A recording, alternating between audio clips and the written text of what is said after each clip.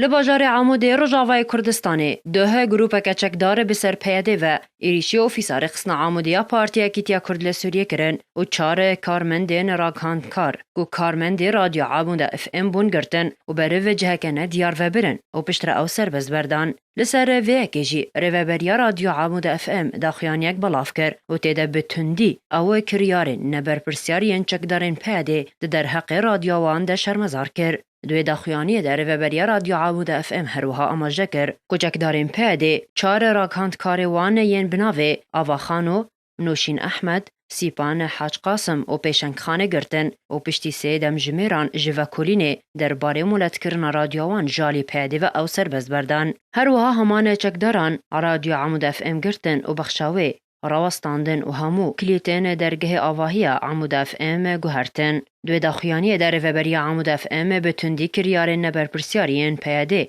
و بردوامیا سیاستین وی ببیدن کرن آولاتیان شرمزار کر هر وها دا خواست جهامور خستن راکاندکار و ماف پروریین نافدولتی کر که فشار بخن سر پیاده جبو سیاستین خواه ین خزمت دجمن کردان دکن وگرن. هر وها گریدای همان مجاره اوفیسا جنه و جوانان یا پارتیا کیتیا کردل سوریه جالی خوده بانگا خو پیشندانکی دجی گرتنا سیاسی صبا روژا اینه دم جمیر سه پشتی نیو رو دکه که آو خو پیشندان ویل پیشیا اوفیسا پارتیا کیتی لطاقه غربی لباجار قامشل روژاوای کردستان بریوه بچه هیجای گوتنه گوجه دمه که پارتیا پیده نافچن روژاوای کردستان جه دسته رژیم اسد ورگرتن و تنها بکریار و سیاستن خو جگرتن و قدغه کنارا کاندنه بردوامه.